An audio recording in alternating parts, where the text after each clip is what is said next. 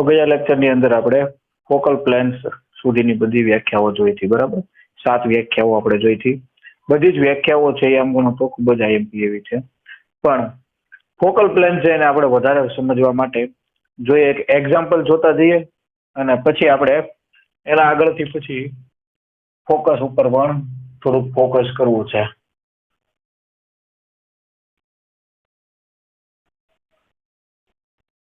મેં તમને ગયા લેક્ચરમાં એવું કીધું હતું કે ફોકલ પ્લેન છે એ ખૂબ જ ઇમ્પોર્ટન્ટ છે, ખૂબ જ અગત્યનો ટોપિક છે, ખૂબ જ અગત્યનો પોઈન્ટ છે. એવું એટલા માટે કે માનો કે આ એક અંતર્ગોળ અરીસો છે.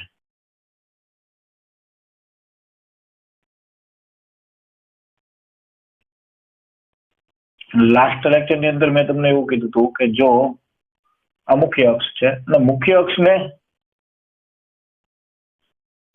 સમાંતર રૂપે જો કોઈ પ્રકાશના કિરણ છે એ આપાત કરવામાં આવે તો અરીસા દ્વારા પરાવર્તિત થઈ અને એ મુખ્ય કેન્દ્રમાંથી પસાર થશે.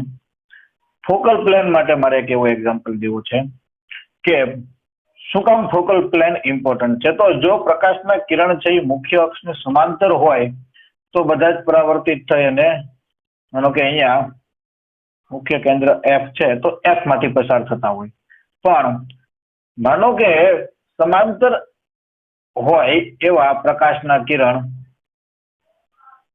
પણ મુખ્ય અક્ષ સાથે સમાંતર ન હોય. માનો કે મુખ્ય અક્ષ સાથે કોઈ એક પ્રકાશનું કિરણ છે થીટા ખૂણે આપાત થાય છે અને એની સાથે આવા બધા સમાંતર પ્રકાશના કિરણો છે એ અરીસા ઉપર આપાત થાય છે. એટલે મુખ્ય અક્ષને સમાંતર ન હોય અને ધ્રુવ સાથે થીટા ખૂણે પ્રકાશનું કિરણ આપાત થતું હોય, આવા જ્યારે સમાંતર પ્રકાશના કિરણો આપાત થતા હોય તો આ બધા જ પ્રકાશના કિરણો બધા માટે આપણે જોઈએ તો એંગલ ઓફ ઇન્સિડન્સ અલગ અલગ હોય, બરાબર ને? આપાત કોણ બધા માટે અલગ હોય. અહીંયાથી આપણે લંબ દોરીએ, અહીંયાથી પણ તમે લંબ દોરો તો આ થીટા છે તો આ θ1 θ2 તમે અલગ અલગ ખૂણાઓ કહી શકો, પણ આ બધા ખૂણા છે એ લંબ સાથે એક સરખા નથી. એટલે અહીંયા દરેકે દરેક આપાત કિરણ માટે તમે જુઓ તો આપાત કોણ અલગ અલગ છે. હવે જો આવું હોય ત્યારે આ બધા જ પ્રકાશના કિરણ છે એનું પરાવર્તન થાય અને પરાવર્તિત કિરણ છે એ મુખ્ય કેન્દ્ર છે એમાંથી પસાર થતું સમતલ, મુખ્ય અક્ષને લંબ રૂપે અને મુખ્ય કેન્દ્રમાંથી પસાર થતું સમતલ, એટલે આ છે ફોકલ પ્લેન. તો ફોકલ પ્લેન ઉપર કોઈ એક બિંદુ ઉપર આ પરાવર્તિત કિરણો છે એ સંપાત થતા હોય તો આ મેઇન પોઈન્ટ છે ફોકલ પ્લેન માટેનો. બધા જ પરાવર્તિત કિરણ છે આ કોઈ એક બિંદુ ઉપર આપાત થતા હોય, સંપાત થતા હોય. જો અહીંયા આપાત કોણ થીટા હોય તો અહીંયાથી પરાવર્તન કોણ પણ થીટા થાય. માનો કે આ અંતરને આપણે ડી કીધું છે, આ બિંદુ પી છે, આ એફ બિંદુ જ આપણે નામ આપેલું છે અને હું બી બિંદુ નામ આપી દઉં. તો આપણી આગળ એક કાટકોણ ત્રિકોણ છે, ત્રિકોણ એફ બી પી. તો આ ત્રિકોણ માટે ત્રિકોણ પી એફ બી માટે આ ખૂણો લઈએ તો tan theta equal to tan theta એટલે સામેની બાજુનો છેદમાં પાસેની બાજુ, સામેની બાજુ એટલે એફ બી અને પાસેની બાજુ એટલે પી એફ. એફ બી અંતર છે એને આપણે ડી કીધું છે અને આ ફોકલ પ્લેન છે એ મુખ્ય કેન્દ્રમાંથી પસાર થતું હોય એટલે આ અંતર છે એ કેન્દ્ર લંબાઈ જેટલું અંતર થાય, એફ જેટલું અંતર થાય, એટલે F B equal to D અને F P equal to P F equal to F. Implies આના ઉપરથી આપણે ડી લખવું હોય તો આવી રીતે લખી શકીએ, D is equal to F tan theta. તો આ પણ એક સૂત્ર છે, ખાસ યાદ રાખવાનું છે. આ બધા સમીકરણ જે આપણે મેળવીએ છીએ એ તમને ગુજરાત બોર્ડની ટેક્સ્ટબુકની અંદર કોઈ જગ્યાએ જોવા મળશે નહીં. હજી આપણે આ સૂત્રને રિલેટેડ એક એક્ઝામ્પલ જુઓ છે.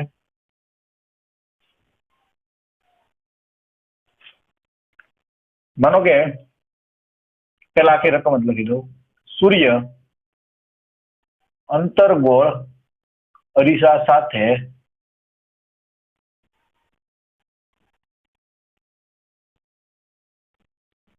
થીટા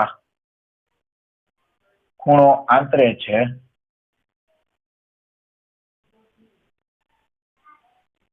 જો અરીસાની કેન્દ્ર લંબાઈ f હોય તો મળતા પ્રતિબિંબનો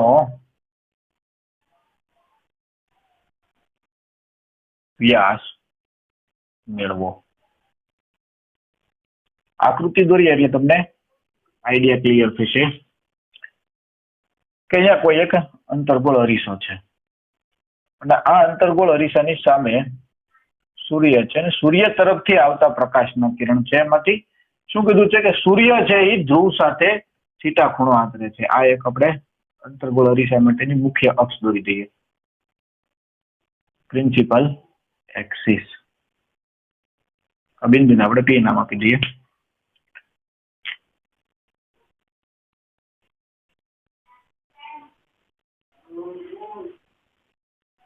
અરીસાની સામે આપણે સૂર્ય દોરીએ તો સૂર્ય આપણને છે કે ડિસ્ક જેવો લાગે, બરાબર? તો મેં ક્રોસ સેક્શનલ ભાગ દોરેલો છે, ડિસ્ક જેવો ભાગ આપણે દોરી દીધો છે.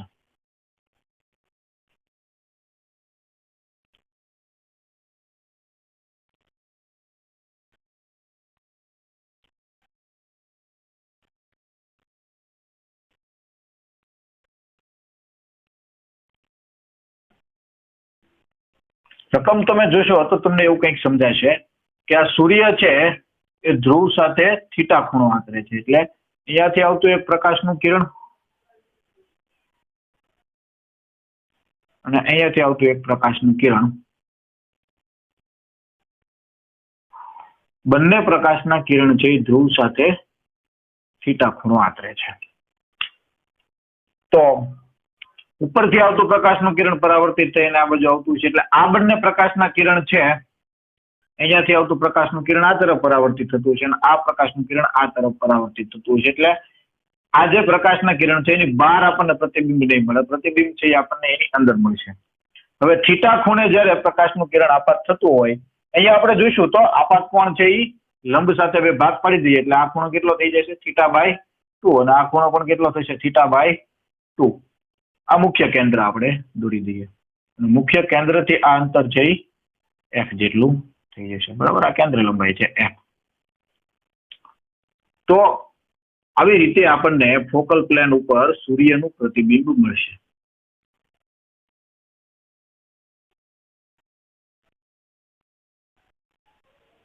અને આપણને શું કીધું છે કે આ જે પ્રતિબિંબ મળે છે એનો વ્યાસ મેળવવાનો છે, એટલે કે આપણે આ અંતર મેળવવાનું છે. તો એ અંતર મેળવવું હોય તો માનો કે આ અંતર છે એને આપણે વ્યાસને ડી કહી દઈએ તો આટલું અંતર છે એ કેટલું થશે d/2. આખો વ્યાસ છે એ ડી જેટલો છે. આ અંતર f છે અને આ ખૂણો છે એ θ/2 છે. તો પરિસ્થિતિ છે એ તમે જોશો તો આગળના જે આપણે એક સૂત્ર મેળવવા માટેની આકૃતિ દોરી હતી એના જેવી જ છે, પણ ફરક અહીંયા છે કે આ અંતર છે એ d/2 જેટલું છે અને આ ખૂણો છે એ θ/2 છે.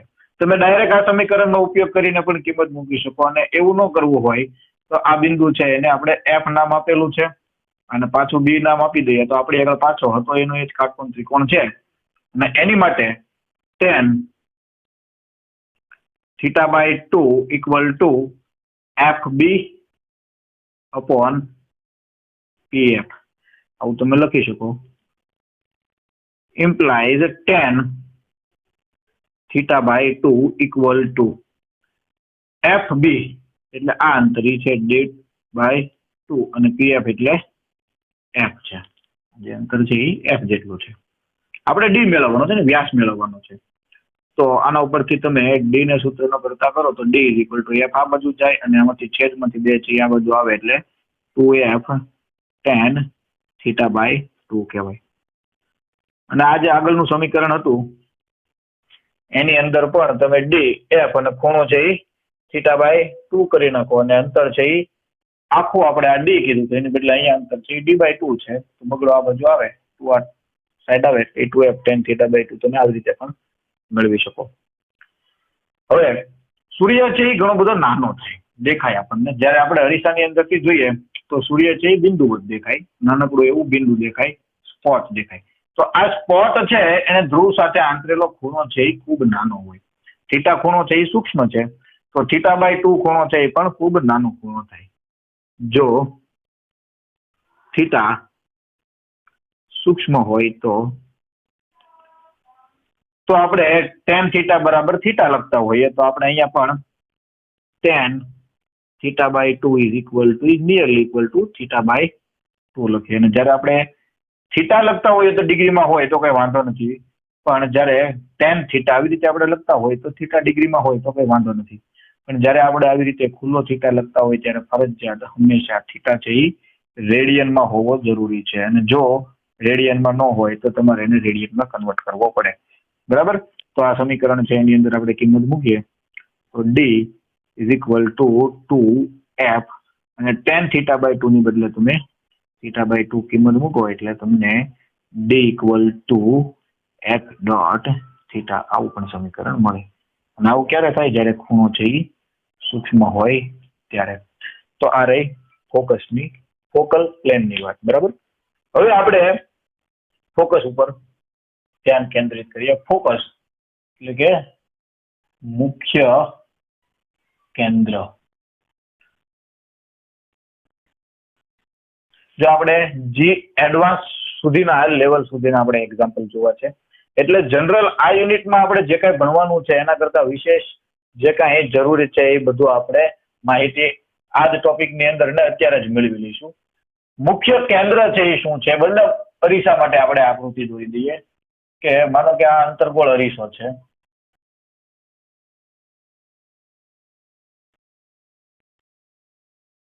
અને આ એની મુખ્ય અક્ષ છે.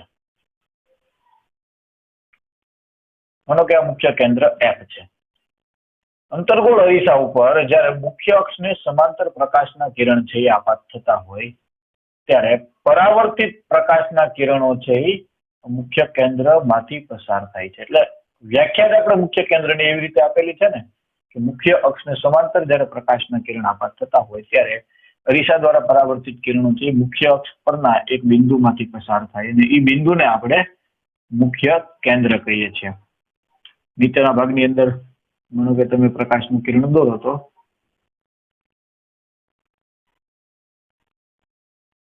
એ પણ આવી રીતે આપણે દોરી શકીએ. બરાબર? તો આપણે અંતર્ગોળ અરીસા માટે મેળવેલું છે. બહિર્ગોળ અરીસા માટે દોરવું હોય તો આપણે આવી રીતે દોરી શકીએ.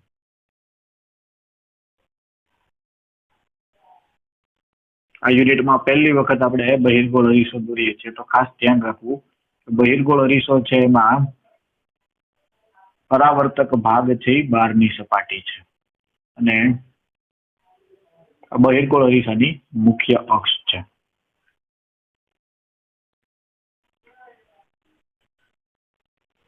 તો આ મુખ્ય અક્ષને સમાંતર પ્રકાશના કિરણ છે આપણે બહિર્ગોળ અરીસા ઉપર આપાત કરીએ. માનો કે એક પ્રકાશનું કિરણ છે એ આવી રીતે અક્ષને સમાંતર આપાત થાય છે. મુખ્ય અક્ષ ઉપરથી જે પ્રકાશનું કિરણ આપાત થતું હોય એ હંમેશા અરીસાને લંબરૂપે જ હોય, એટલે એ એક તરફ પાછું ફરશે. પણ અહીંયા જે પ્રકાશનું કિરણ આપણે આપાત કરીએ અહીંયાથી જો લંબ દોરવામાં આવે તો લંબ સાથે માનો કે થીટા ખૂણો બનાવેલો હોય તો થીટા ખૂણેથી પ્રકાશનું કિરણ પરાવર્તિત થઈને પાછું ફરે. એટલે આ બહિર્ગોળ અરીસા માટે આપાત કરેલું કિરણ પરાવર્તિત થઈને આવી રીતે બહાર તરફ જશે. બરાબર? નીચેના ભાગની અંદર માનો કે આપણે દોરીએ તો અહીંયા દોરી દઈએ તો અહીંયા પણ પરાવર્તિત કિરણ છે આવી રીતે પાછળના ભાગની અંદર આવશે.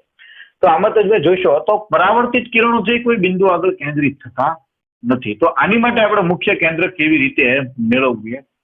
તો જ્યારે બહિર્ગોળ અરીસો હોય ત્યારે મુખ્ય કેન્દ્ર મેળવવા માટે પરાવર્તિત કિરણો છે એ કોઈ બિંદુ આગળ કેન્દ્રિત નથી થતા. તો જેવી રીતે આપણે સમતલ અરીસા માટે આભાસી વસ્તુ અને વાસ્તવિક પ્રતિબિંબ મેળવવા માટે પાછળના ભાગની અંદર પ્રકાશના કિરણો છે એને લંબાવેલા હતા. એમ અહીંયા પણ આપણે પરાવર્તિત કિરણ છે એને પાછળના ભાગની અંદર લંબાવીએ તો આવી રીતે કોઈ એક બિંદુ આગળથી અપકેન્દ્રિત થઈ અને આવતા હોય તેવું લાગે. એટલે આ બિંદુ છે એ બહિર્ગોળ અરીસા માટે મુખ્ય કેન્દ્ર છે.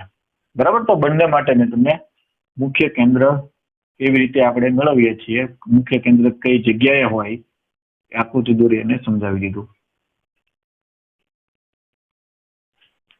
તમને ગયા લેક્ચરની અંદર મેં એવું કીધું હતું કે આપણે 7 વ્યાખ્યા તો જોઈ છે, પણ એ સિવાયની હજી એક ખૂબ આયંકી એવી વ્યાખ્યા આપણે જોઈ છે. તો મુખ્ય કેન્દ્ર અંતર્ગોળ અરીસા માટે અને બહિર્ગોળ અરીસા માટે તમને સમજાઈ ગયું છે. બરાબર. અને ફોકલ પ્લેન કેવી રીતે આપણે મેળવીએ છીએ, ફોકલ પ્લેન ઉપર વસ્તુ અથવા તો પ્રતિબિંબનો વ્યાસ મેળવવો હોય તો આ સમીકરણની મદદથી આપણે મેળવી શકીએ છીએ. અહીંયા આપણે હવે એક અલગ જી એડવાન્સ માટેની એક પોઈન્ટ જોઈ લઈએ કે એવું જરૂરી નથી કે બધી વખતે પરાવર્તિત થયેલા પ્રકાશના કિરણ છે એ હંમેશા મુખ્ય કેન્દ્રમાંથી જ પસાર થાય. એક્ઝામ્પલ સાથે જોઈએ. એક્ઝામ્પલની રકમ જ તમને લખાઈ દઈએ અને આપણે એક્ઝામ્પલ ગણી નાખીએ અને પછી એને વધારે પડતું આપણે થોડુંક એક્સપ્લેન કરીએ. જો અંતર્ગોળ અરીસા દ્વારા પરાવર્તિત કિરણ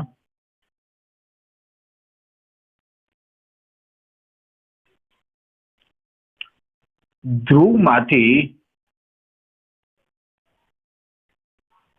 પસાર થાય તો આપાત કોણ કેટલો હશે? જુઓ પ્રશ્ન તમને જુઓ ત્યાં જ ખ્યાલ આવી જશે કે અહીંયા પરાવર્તિત કિરણ છે એ મુખ્ય કેન્દ્રમાંથી નથી પસાર થતું, પણ કેમાંથી પસાર થશે? ધ્રુવમાંથી પસાર થશે. આકૃતિ આપણે દોરી દઈએ.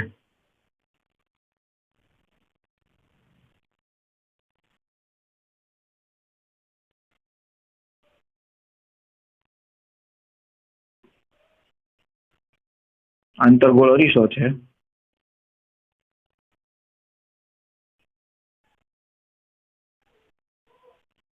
અને આ અંતર્ગોળ અરીસાનો ધ્રુવ છે સી અને એફ. હંમેશા જો તમે વક્રતા કેન્દ્રમાંથી અરીસા ઉપર કોઈ સુરેખા દોરો તો એ હંમેશા અરીસાની સપાટીને લંબ રૂપે રહેશે. તો અહીંયાથી માનો કે કોઈ એક પ્રકાશનું કિરણ છે એ અરીસા ઉપર આપાત થાય છે અને પરાવર્તિત થઈ અને પરાવર્તિત કિરણ છે એ ધ્રુવ પી માંથી પસાર થાય છે એવું આપણને કીધું છે.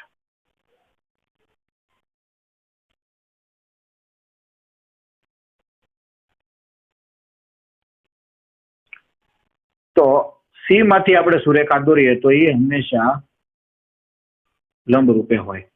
બરાબર. તો આ ખૂણો માનો કે આપાત કોણ આઈ છે, તો અહીંયા પણ પરાવર્તિત કોણ છે એ આઈ થશે. આપણે શું મેળવવું છે? આપાત કોણ. આપાત કોણ કયો હશે કે જેના માટે આ કિરણ છે એ પરાવર્તિત કિરણ છે એ ધ્રુવની અંદરથી પસાર થાય. તો અહીંયા તમે જોશો તો આ યુગ્મ કોણ બને છે. ઝેડ જેવી આકૃતિ બને છે ને. ઝેડ જેવી આકૃતિ બને એટલે જો આ ખૂણો આઈ હોય તો આ ખૂણો પણ આઈ થશે. બીજી એક વાત કે આ સી થી પી સુધીનું અંતર, અને અહીંયા આપણે કોઈ બિંદુનું નામ આપી દઈએ એમ, તો સી થી પી સુધીનું અંતર અને સી થી એમ સુધીનું અંતર. હવે આ સીએમ અને સીપી એ બંને અરીસો આપણે જે ગોળામાંથી બનાવેલો છે એ ગોળાની ત્રિજ્યા છે. એટલે આ અંતર પણ આર જેટલું છે અને આ અંતર પણ આર જેટલું જ છે. એટલે આ એક બાજુ અને આ બીજી બાજુ, બે બાજુ સમાન બાજુ છે. ઇંગ્લિશની અંદર આપણે એને આઇસોસેલસ ટ્રાયેંગલ કહીએ છીએ. બરાબર. ગુજરાતીમાં તમે એને સમદ્વિભુજ ત્રિકોણ કહો છો. જો બે બાજુ સરખી હોય તો બે બાજુએ બનાવેલા ખૂણાઓ પણ સરખા હોય. એટલે જો આ ખૂણો આય હોય તો આ ખૂણો પણ આય થાય. તો આ ખૂણો પણ આઈ છે, આ ખૂણો પણ આઈ છે અને આ ખૂણો પણ આઈ છે. એટલે તમને ખ્યાલ આવી જશે કે આ ત્રણ ખૂણા સરખા છે એટલે સમબાજુ ત્રિકોણ છે. અને ત્રિકોણ માટે i પ્લસ i એટલે 3i is equal to 180 degree થાય. તો i is equal to 60 degree થાય. તો અહીંયા થિયરીનો ઉપયોગ કરીને આપણે i is equal to 60 degree હોય ત્યારે પરાવર્તિત કિરણ છે એ મુખ્ય કેન્દ્રમાંથી પસાર નથી થતું પણ ધ્રુવમાંથી પસાર થાય છે એવું મેળવીને જોયું છે. બરાબર. તો એક વસ્તુ ખાસ યાદ રાખો કે એવું જરૂરી નથી કે જ્યારે પ્રકાશનું કિરણ છે મુખ્ય અક્ષને સમાંતર આપાત થતું હોય ત્યારે હંમેશા પરાવર્તિત થઈ અને મુખ્ય કેન્દ્રમાંથી જ પસાર થાય એવું જરૂરી નથી. હજી એક આપણે ડિટેલમાં એક્ઝામ્પલ લેવું છે અને એ એક્ઝામ્પલ જોઈશું એટલે તમને કમ્પ્લીટ આઈડિયા ક્લિયર થઈ જશે. પણ અહીંયાથી તમને એવો તો ખ્યાલ આવે બરાબર ને કે એવું જરૂરી નથી કે મુખ્ય કેન્દ્રમાંથી જ પરાવર્તિત કિરણો છે એ પસાર થાય. આપાત કોણ બદલાય એટલે પરાવર્તિત કિરણ છે એ પણ અલગ અલગ જગ્યાએથી પસાર થતું હશે. બરાબર. હજી એક એક્ઝામ્પલ જોઈ લઈએ આપણે.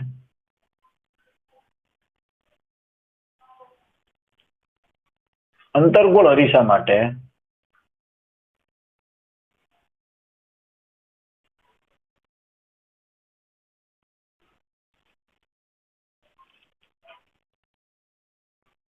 આકૃતિમાં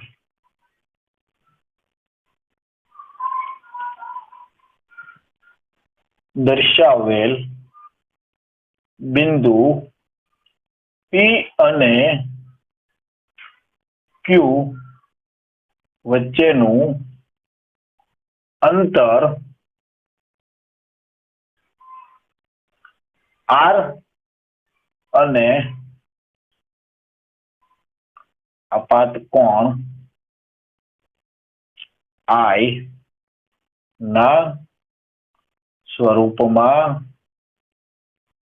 મેળવો.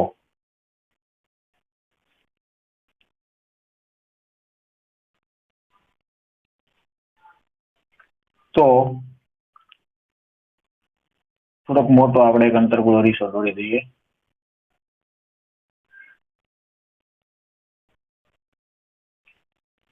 અને આ અંતર્ગોળ અરીસાની મુખ્ય અક્ષ છે અને મુખ્ય અક્ષ પર આ ધ્રુવ P છે.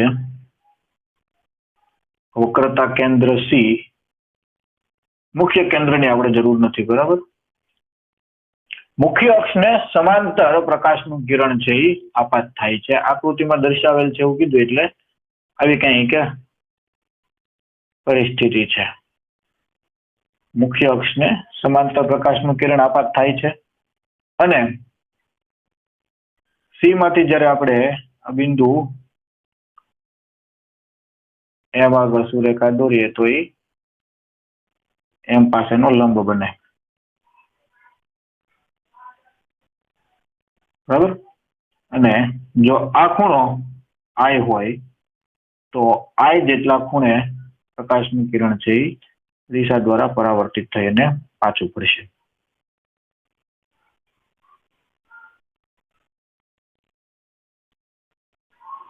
આ એક ખૂણો છે અને આ બિંદુનું નામ આપણે Q આપી દીધું છે. આપણને એવું કીધું છે કે PQ અંતર છે એ તમારે I અને વક્રતા ત્રિજ્યા R ના સ્વરૂપમાં મેળવવાનું છે. તો અહીંયાથી તમે જોશો તો એક આપાત કિરણ છે એ એમ પાસે I ખૂણે આપાત થાય છે. પરાવર્તિત કોણ છે એ પણ I છે. આ ખૂણો છે એ યુગ્મ કોણની જોડ બને એટલે આ ખૂણો પણ I થાય. બરાબર. હવે આ એક બાજુ છે એ પણ R જેટલી છે અને આ બાજુ પણ R જેટલી છે. આ બે બાજુ છે એ એક સરખી છે એટલે C થી M સુધીનું અંતર છે એ R છે. અહીંયાથી માનો કે આપણે કોઈ સીધી રેખા દોરી દઈએ તો જો આ ખૂણો પણ I છે અને આ ખૂણો પણ આ ત્રિકોણ માટે બે ખૂણાઓ એક સરખા હોય તો આ બે બાજુ એક સરખી થાય. એટલે આકૃતિ ઉપરથી તમે આવું જોઈ શકો કે CQ ઇક્વલ ટુ QM થાય, કેમ કે આ ખૂણો આ ત્રિકોણ છે એ કેવો ત્રિકોણ છે? સમદ્વિભુજ ત્રિકોણ છે. જો આ બે બાજુ સરખી હોય અને અહીંયાથી આપણે એક લંબ દોરીએ તો આ એક કાટકોણ ત્રિકોણ બનશે અને આ બીજો કાટકોણ ત્રિકોણ બનશે અને આખી બાજુ છે એ આર જેટલી હોય, ખૂણાઓ સરખા હોય તો લંબ છે એ આ બાજુને બે વિભાગમાં વિભાજિત કરશે અને એક સરખા વિભાગમાં વિભાજિત કરશે. એટલે અહીંયા આપણે n નામ આપી દઈએ બિંદુનું, તો CN r/2 જેટલું અંતર થાય, એવી જ રીતે NM અંતર પણ r/2 જેટલું થાય. બરાબર? તો હવે આપણી આગળ બે કાટકોણ ત્રિકોણ છે CNQ અને NQM. કોઈ પણ એક કાટકોણ ત્રિકોણ માટે તમે સાઇન અથવા તો કોસનું સૂત્રનો ઉપયોગ કરી અને આપાત કોણ અને PQ વચ્ચેનું અંતર મેળવી શકો. આપણે અહીંયા જોઈએ, આપણી આગળ એક કાટકોણ ત્રિકોણ છે CNQ. ત્રિકોણ CNQ માટે cos θ નું સૂત્ર લગાડી દઈએ આમાં, cos I. cos I is equal to પાસેની બાજુના છેદમાં કર્ણ, પાસેની બાજુ એટલે CN અને એના છેદમાં કર્ણ એટલે CQ. implies cos I is equal to CN એટલે r/2 એના છેદમાં CQ. implies CQ is equal to r/2 cos I. બરાબર? આવું આપણને મળી ગયું છે. હવે આપણે શું મેળવવું છે? PQ અંતર મેળવવું છે. અને PQ અંતર મેળવવું હોય તો આપણે આગળ આખું અંતર તો છે જ, PC અંતર છે અને એમાંથી CQ અંતર બાદ કરી દઈએ. આકૃતિ પરથી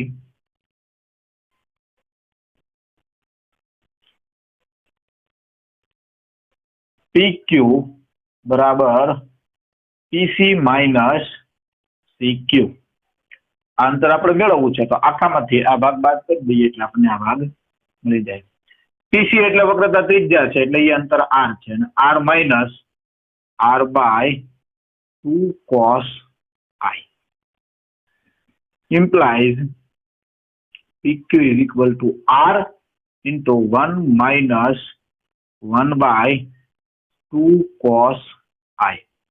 આ સમીકરણ આપણને મળી ગયું છે. બરાબર? આપણને કીધું છે PQ અંતર R અને cos I ના અથવા તો I ના સ્વરૂપમાં મેળવો અને આપણને જે સમીકરણ મળેલું છે એમાં cos θ આવેલ છે. બરાબર?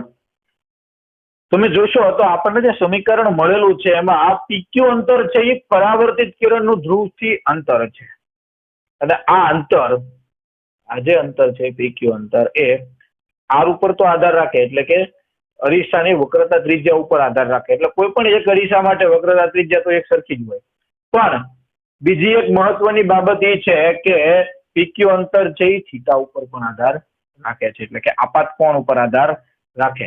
આપાત કોણનું મૂલ્ય બદલાય એટલે પરાવર્તિત કિરણ છે એવું ફરજિયાત હંમેશા એવું જરૂરી નથી કે મુખ્ય અક્ષમાંથી મુખ્ય કેન્દ્રમાંથી જ પસાર થાય. તો આપણે એક વ્યાખ્યા જોઈ હતી, તમને ખ્યાલ છે, મુખ્ય કેન્દ્રની વ્યાખ્યા જેવી કીધી છે કે મુખ્ય અક્ષનું સમાંતર જ્યારે પ્રકાશના કિરણ આપાત થતા હોય ત્યારે પરાવર્તિત થઈ અને મુખ્ય કેન્દ્રમાંથી પસાર થાય. હવે એવું ક્યારે બને? તો મુખ્ય કેન્દ્રમાંથી પસાર ક્યારે થાય? તો આપાત કોણ છે જ્યારે ખૂબ જ નાનો હોય ત્યારે આવું બને. આ જે સમીકરણ છે આની અંદર માનો કે આપણે આ સમીકરણ છે એને I થી સ્વતંત્ર બનાવવું છે. I થી સ્વતંત્ર ક્યારે બને? તો કે કોસની કિંમત છે એ આપણે 1 લઈએ ત્યારે. કોસની કિંમત લગભગ 1 ક્યારે થાય? થીટા છે એ લગભગ 0 ની નજીક હોય ત્યારે. એટલે કે આપાત કોણ છે એ સૂક્ષ્મ હોય ત્યારે. એટલે કે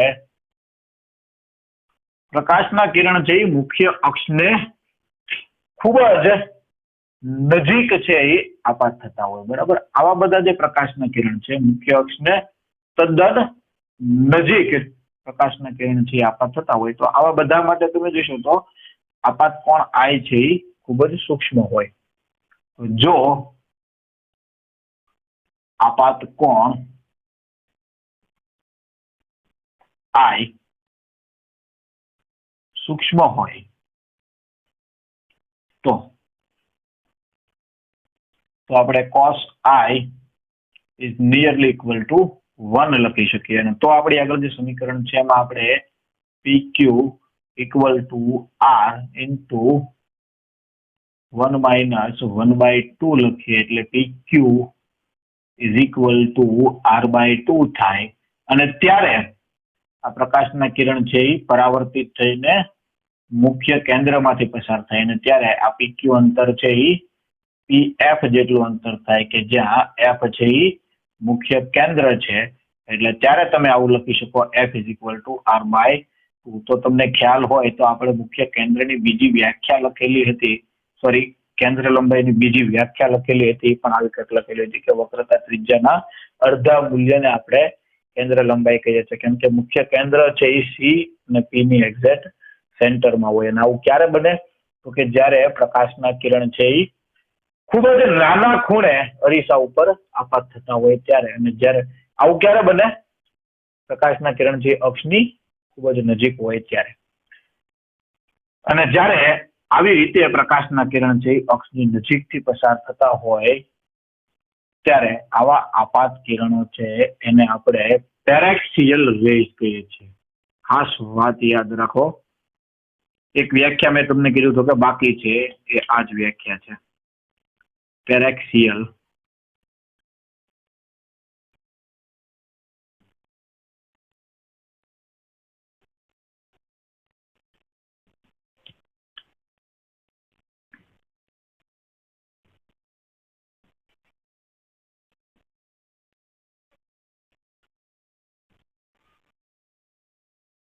મુખ્ય અક્ષને